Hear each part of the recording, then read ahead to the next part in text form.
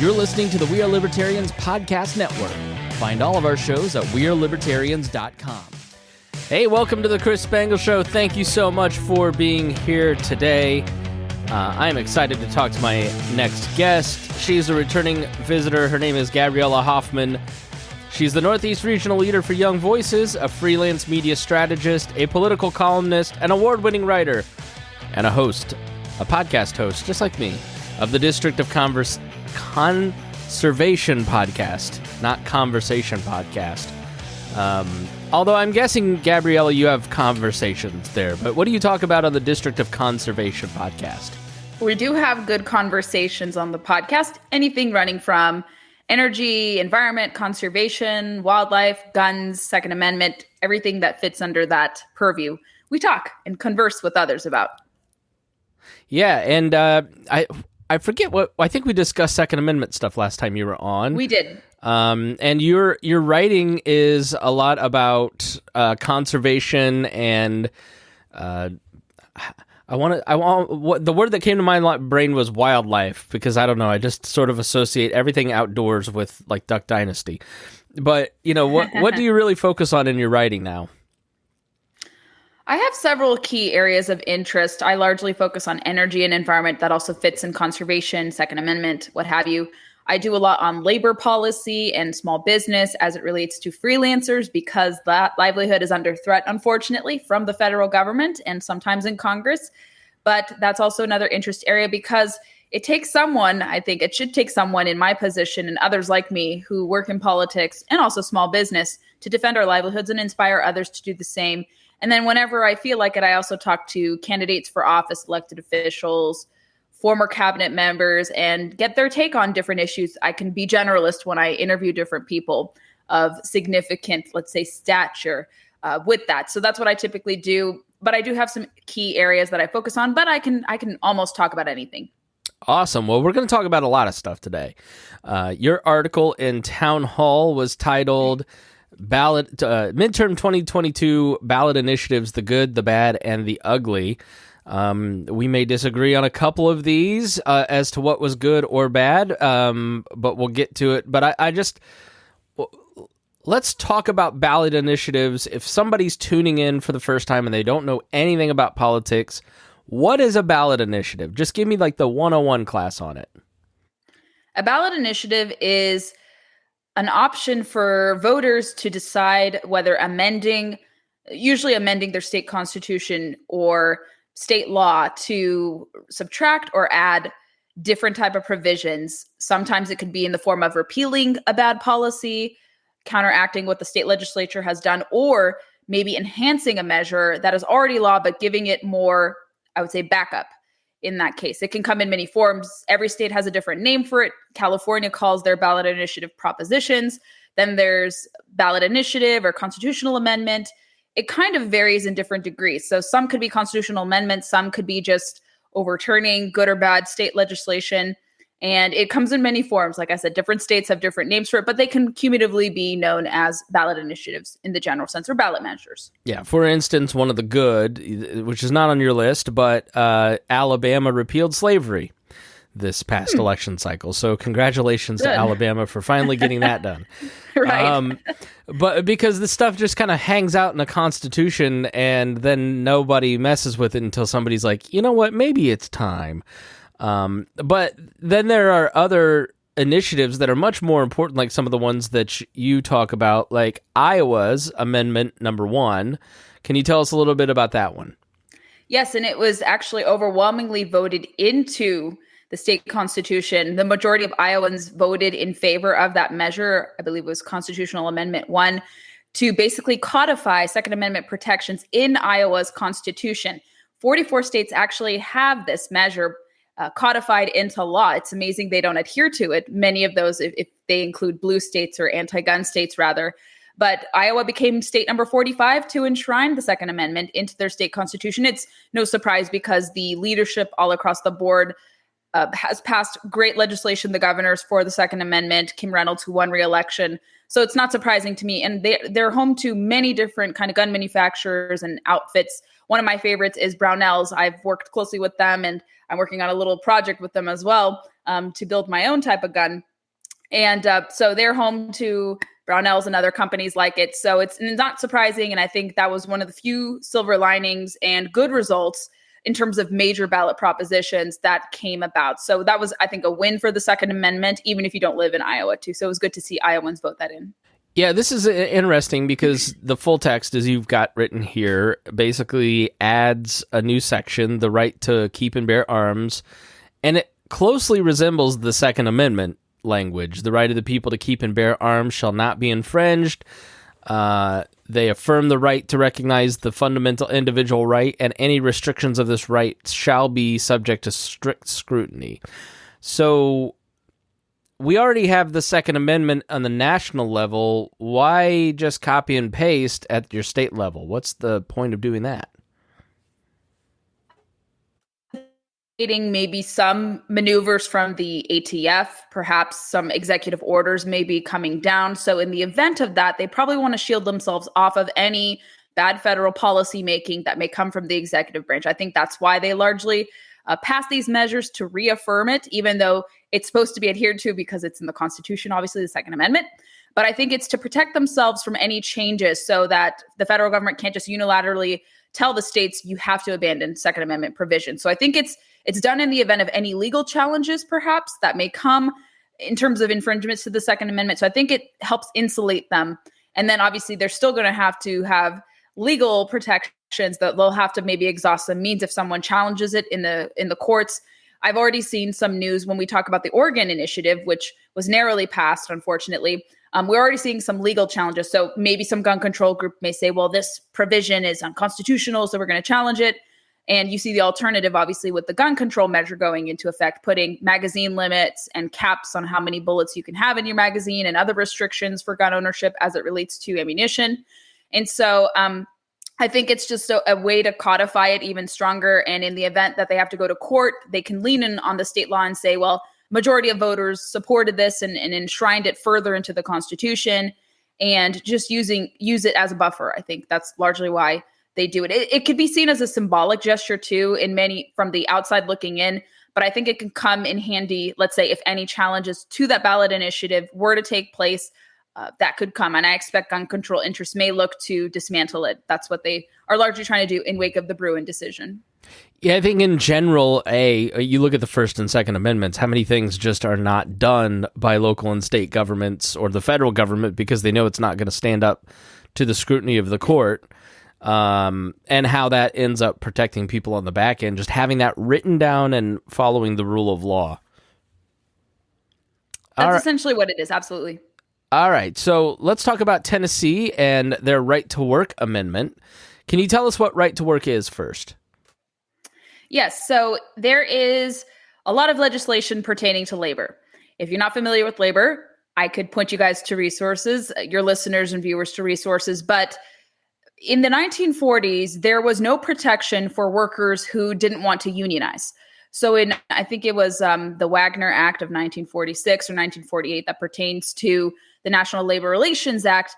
They put a measure, Congress passed a measure to ensure that workers can have the freedom to choose to associate freely or associate independently of unions. And that is why right to work legislation had come down the pipeline. So Tennessee was one of the first states to enshrine the right to work. Well, right to work does it doesn't prohibit unionization. It just makes it so that workers can choose to unionize or not unionize. And it gives workers greater latitude to choose what type of work situation they want. And your job is not hinged on whether or not you have union membership. Like I said, it doesn't mean unions don't exist. I live in a right to work state in Virginia, and we have unions that operate here. It's just union membership is traditionally lower in right to work states.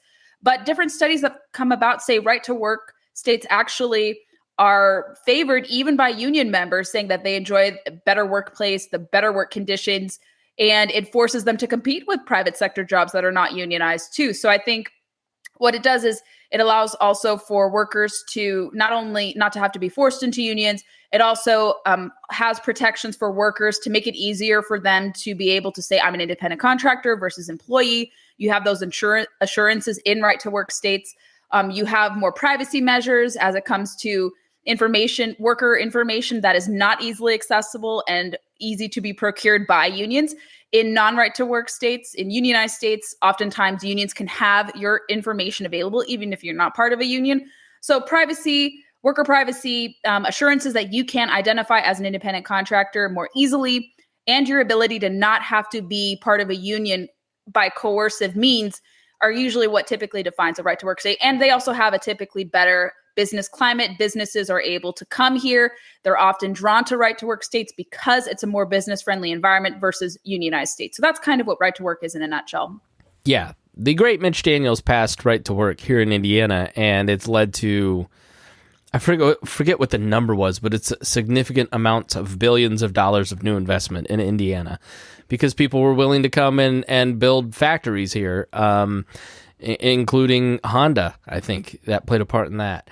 So you write that the volunteer state first enacted its right to work law in 1947.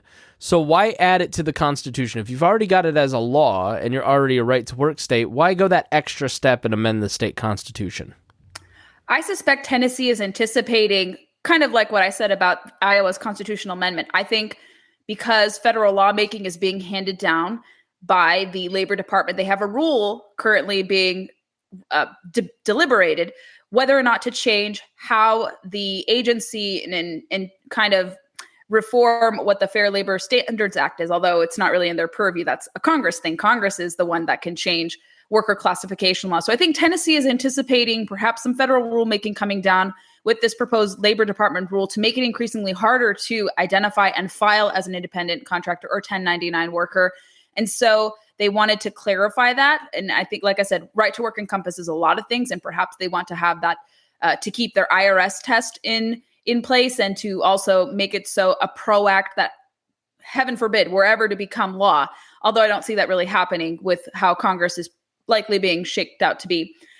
I think they just wanted to, again, insulate themselves from any eventual rulemaking that would force them to have to go against the will of the people, go against their state constitution and say, we have this enshrined into law. This is a very popular policy. And if you do this, this is going to upend our business model and make people leave Tennessee and not want to start a business here or to work in our state. So I think they wanted to preemptively jump ahead any federal rulemaking that could potentially abolish right to work across the land. And I think if President Biden were to lean on executive rulemaking, or rather executive orders, which is something he has a penchant for, I wouldn't be surprised if he feels that he's being hamstrung, not being able to get Congress to push his labor agenda. He may use executive orders to say, well, you know, I'm going to have 2 years of being essentially a lame duck president. It's going to be gridlock.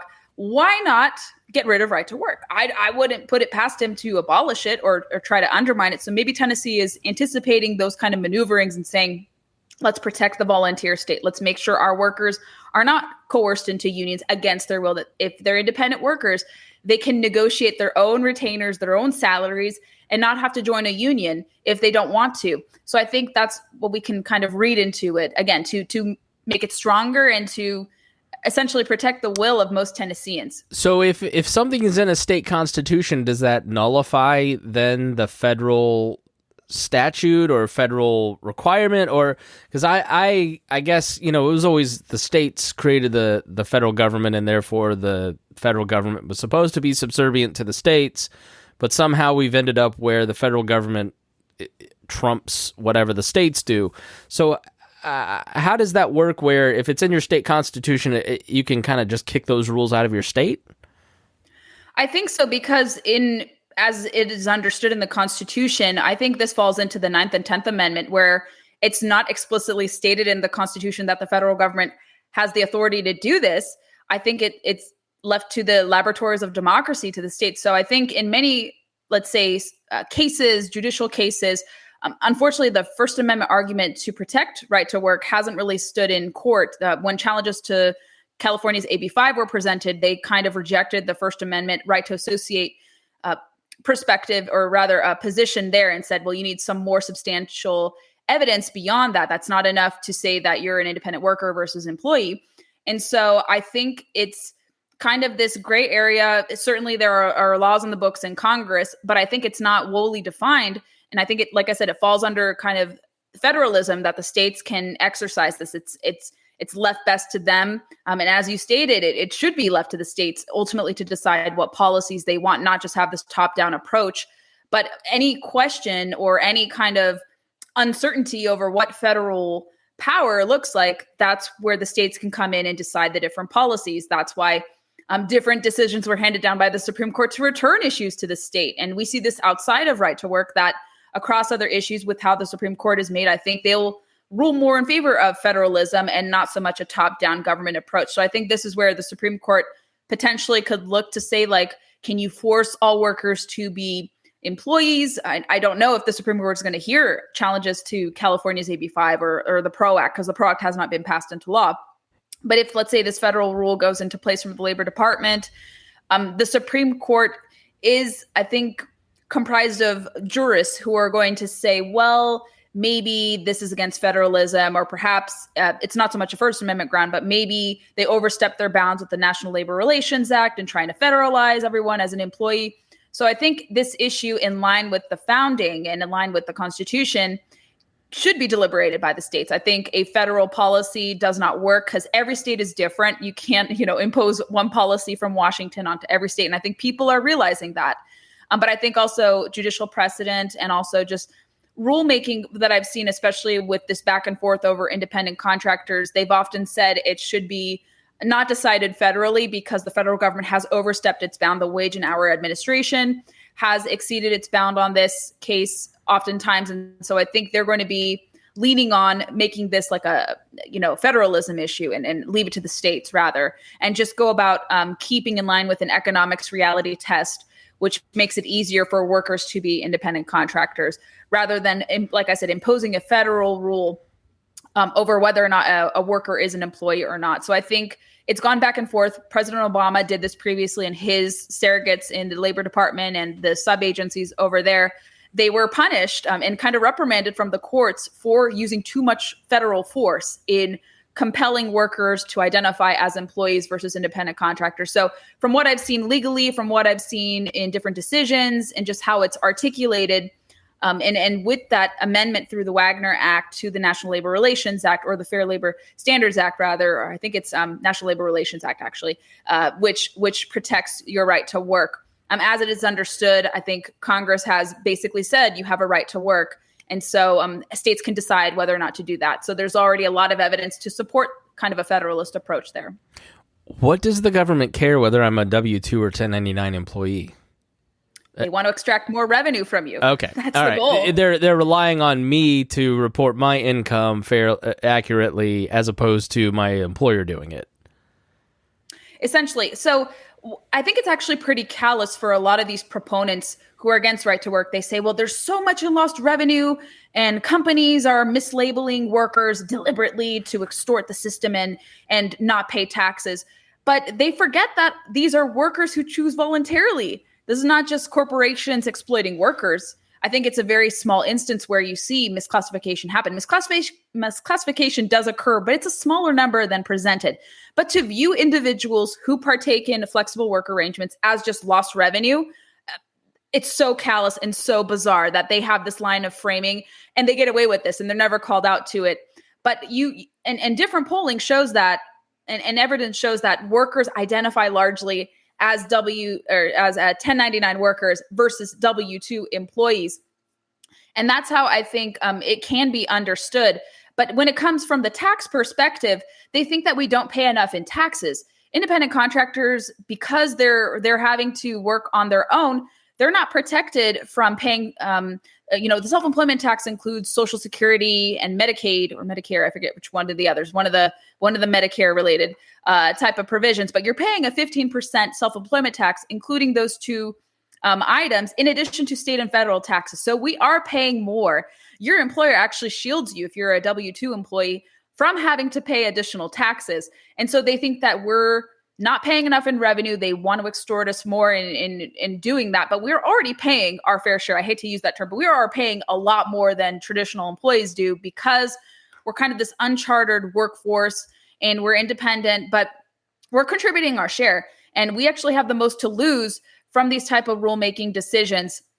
And we shouldn't be viewed as lost revenue. I think that's so misunderstanding of what workers are. They talk about being pro-worker, but it's really pro-union. And they really don't have respect for workers who comprise the freelance economy. That's largely what it is. So they admonish us. They think that we're skirting IRS, tax filings, which we're not. We're paying a lot more than others Let do. me tell you, I was largely 1099 last year, and I owe 10 grand in taxes. So I always got refunds until I largely started working for myself. So I'm fully on. I'm about to get one of those Dan Bierman taxation is theft hats and put it on.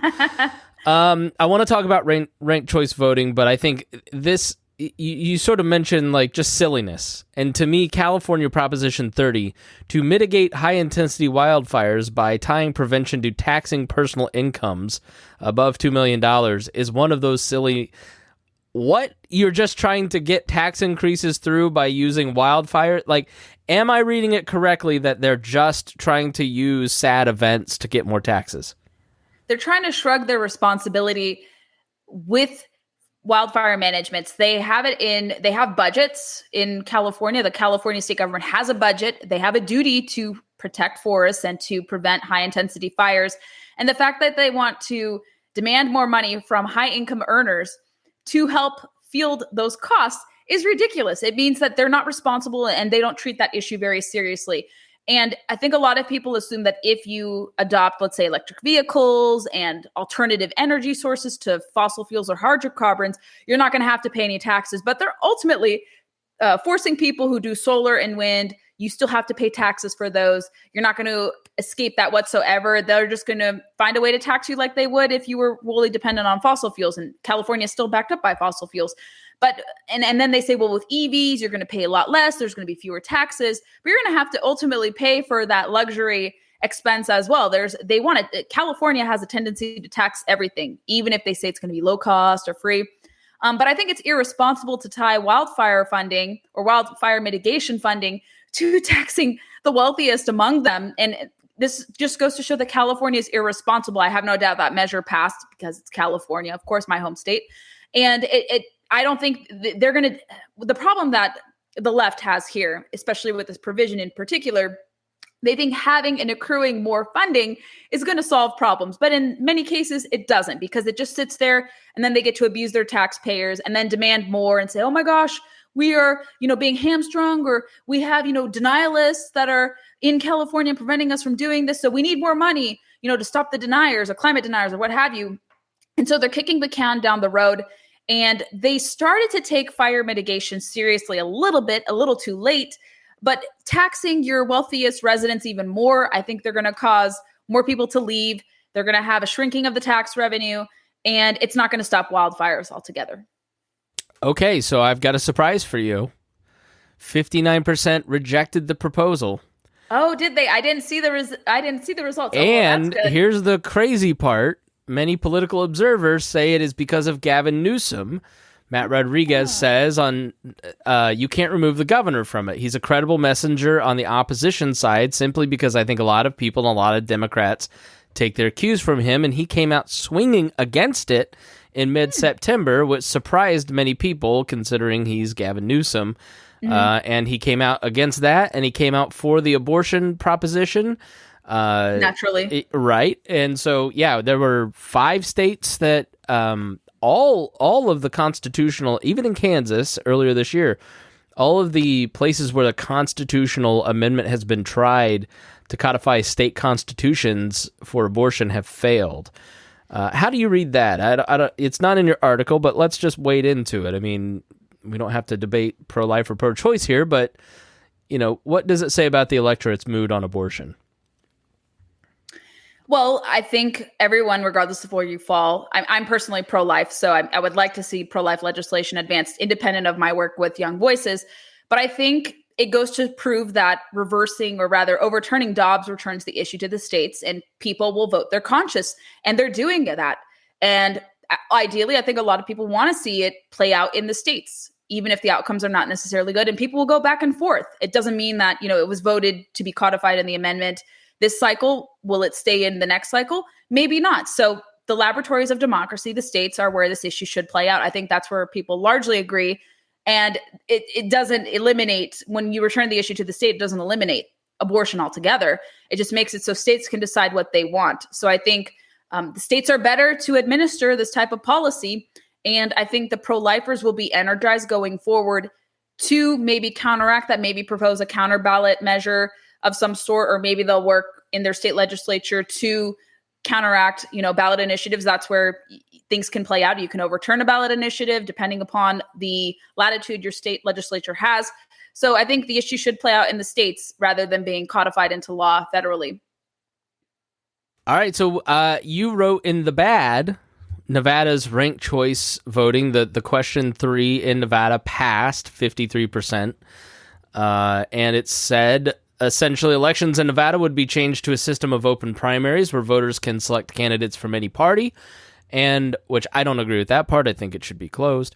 And ranked choice general elections where voters rank their choices amongst the top 5 candidates who advance from the primary, something I personally am for, where, long story short, everybody's second choice ends up winning because people pick their top 2 or top 3 candidates in a general election, and then but you said that this was in the bad category. What's your take on ranked choice voting, and why do you feel that way? Why did you recommend people vote no? Well, I feel, and I explained even a little further, I have kind of a mixed position on it more ideally, but I was nervous having seen what happened in Alaska, how it kind of favored the Democrat over some of the Republicans, although the Republicans they put up were not the best people. And I've heard that this lawmaker in Alaska, the at-large delegate, she kind of models Don Young. Obviously, a unique case there, but I'm a little concerned about this being like a general election method of voting. I kind of articulated that in a primary, in a closed primary convention, it actually can sift out bad candidates. In the case of Virginia's gubernatorial elections, I thought ranked choice voting was actually executed really well. Maybe as a compromise, perhaps maybe used in primaries to kind of sift out bad candidates, or maybe to put in independents or libertarians, whatever the mood is of the voters. But I think it could be easier in a primary if it's administered correctly and well. I think it could produce better candidates, or candidates that are not often, maybe defying the two-party system or what have you. But I think in the general, it could complicate things. We're looking at the Alaska results. They still haven't finalized it. I think the problem with kind of delays of votes can be an issue that makes it more susceptible. I don't know yet if it is more favorable to one party over the other. In Alaska, it's, like I said, it's a little different. It's kind of mixed results. So at the congressional level, the Democrat is favored to win most likely. At the Senate level, Lisa Murkowski likely will beat Kelly Chewbacca. And then the Alaska governor, who's a pretty conservative guy, he won. So it's kind of a mixed bag with it, but I don't know if it can be replicated nationally. I think, again, states can decide. I'm not sure in terms of Nevada how it will go, because that electorate tends to lean more left. Will it open the door for more third-party candidates? Interesting. I'm not sure. Will it work well in the primary? We saw in Nevada, they had long counts for the votes. So I worry with the system in place, it'll make it more complicated, but I can be open to it being administered in a primary, I think, and then just letting, a regular election take place. But we have to see what happens in Nevada and what turns out from Alaska. But those are the two most primary, I would say, examples of it. But in Alaska, it may not work entirely bad to, let's say, Republicans' advantage or a third-party candidate's advantage. Like I said, it kind of has some mixed results, but we'll see. Kind of like with people waking up for early kind of voting or vote by mail, a lot of Republicans have said in wake of really kind of poor, lackluster results that they're open to competing with early voting or vote by mail and doing ballot harvesting. And I think you may see some shedding of hesitancy to start to maybe embrace ranked choice voting and learn it if they're stuck with it. So I think we'll see conversations about that. But I think people have maybe mixed results about it there. I wouldn't say it's the worst policy. I have to learn more about it myself, but I'd heard from Alaskans who were kind of miffed about it. Some of them said it was instituted in Alaska to protect Lisa Murkowski, and she worked with Democrats to do it. But I understand in principle, it can open the door to, let's say, third party or libertarian or independent candidates. It's good for moderates. I mean, I think that's part of why a lot of Republicans and party people in both teams don't like it. Is Sarah Palin loses to a more moderate leaning person. Mm-hmm. But I have a problem with something with the top two system that California adopted years ago, where the jungle primary is awful. Yeah, where you basically end up with two Democrats or two Republicans, and it excludes anybody and everybody. But if you look at Virginia, for instance, Glenn Youngkin ended up winning in their ranked choice voting, who was a more moderate candidate, still like a principled conservative, but not a stolen election Trumpy type guy, right? Right. So I do agree with you that I think parties are essential for providing. The institution of political parties are supposed to weed out the nuts. But the way that our primary system is, it's incentivizing them. So I don't know. I'm interested to see where this goes too. I tend to favor ranked choice voting because I want people to have more choices.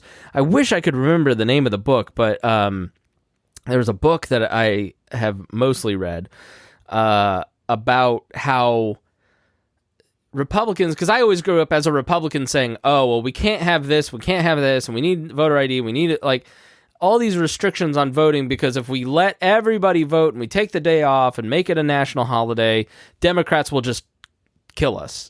And that's not actually true, according to his research in this book.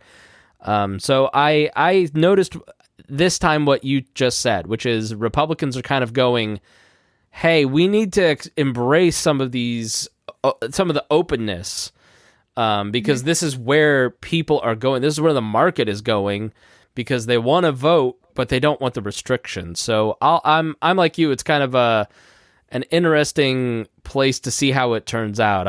I'm for less craziness, but I don't trust the government to fix it.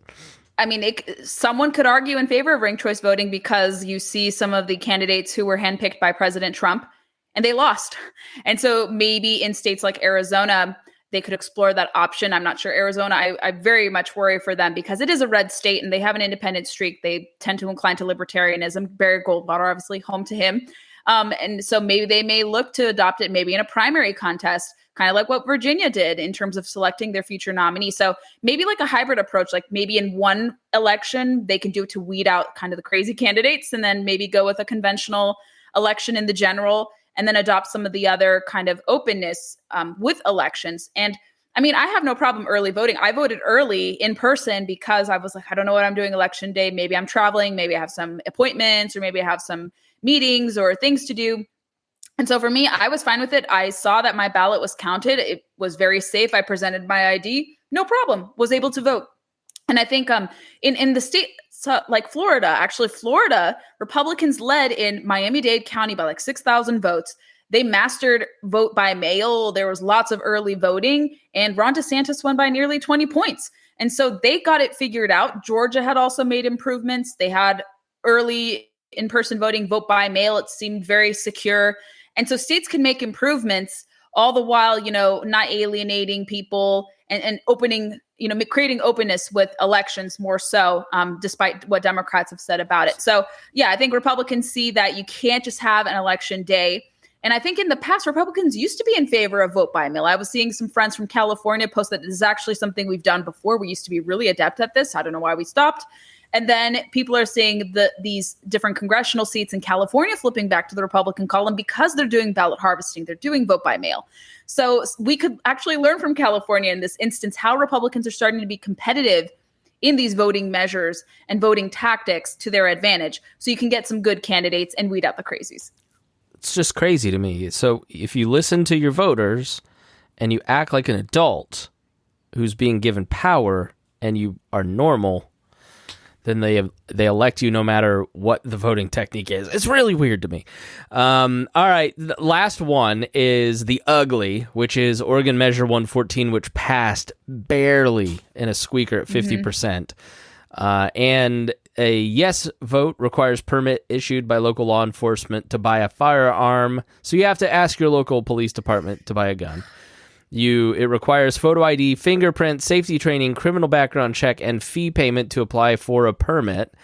And it prohibits manufacturing, importing, purchasing, selling, possessing, using, or transferring ammunition magazines capable of holding more than 10 rounds and makes a Class A misdemeanor violation if you do.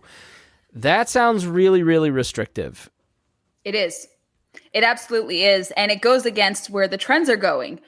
I would think with the Bruin decision that people and just even which was what? Which was to basically overturn the remaining may issue provisions that create obstacles to obtaining your concealed carry permit, so you don't have to jump through the hoops or pay additional fees that make it harder for you to be able to do that. So you can go and apply for a permit. There's no reciprocity yet. I hope there is reciprocity in the future. I think a lot of gun supporters and Second Amendment supporters would like to see that, but slowly but surely we may be working to those ends. But Oregon, of course, is an interesting state. It's definitely leaning towards the gun control side. That's typically what it is in the West Coast. That's where they've gone politically, unfortunately. But I think there is some pushback to those policies.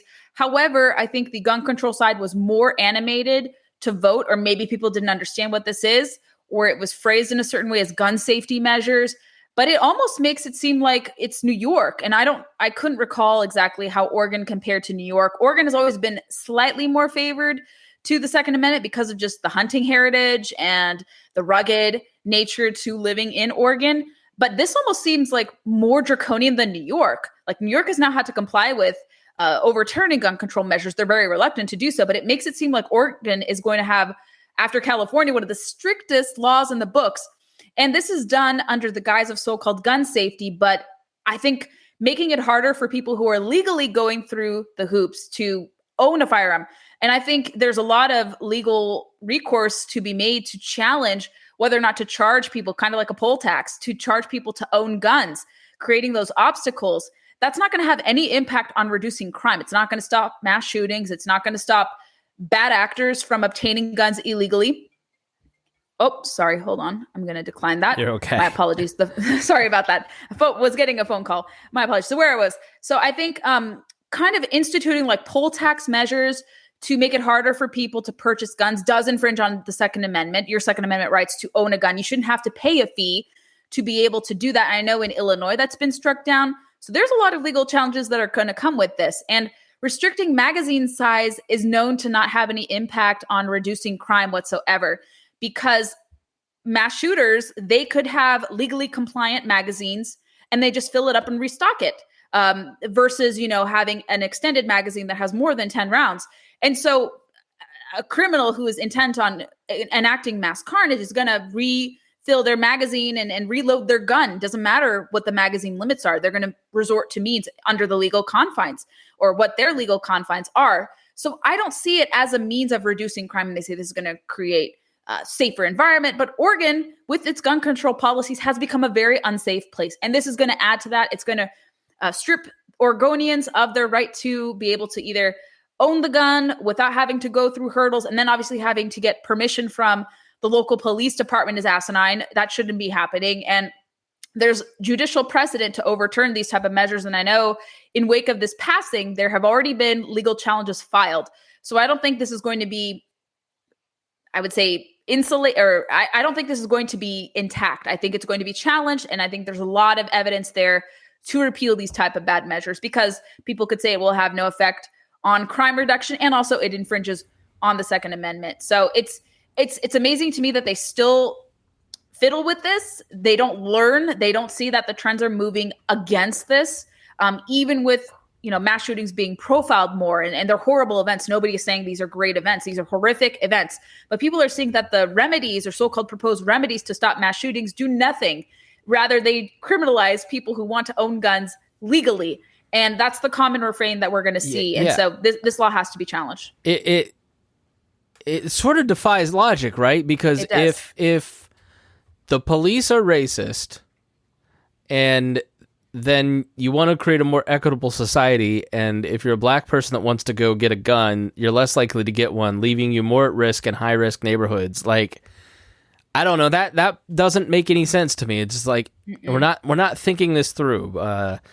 So yeah, I won't ask you to comment on that if you don't want to. But I just there's always these weird things where liberal logic sometimes just falls apart when it comes to the application of this stuff, because the very people who need self-protection the most in the most dangerous areas of the city are going to people who discriminate against them the most and asking for permission.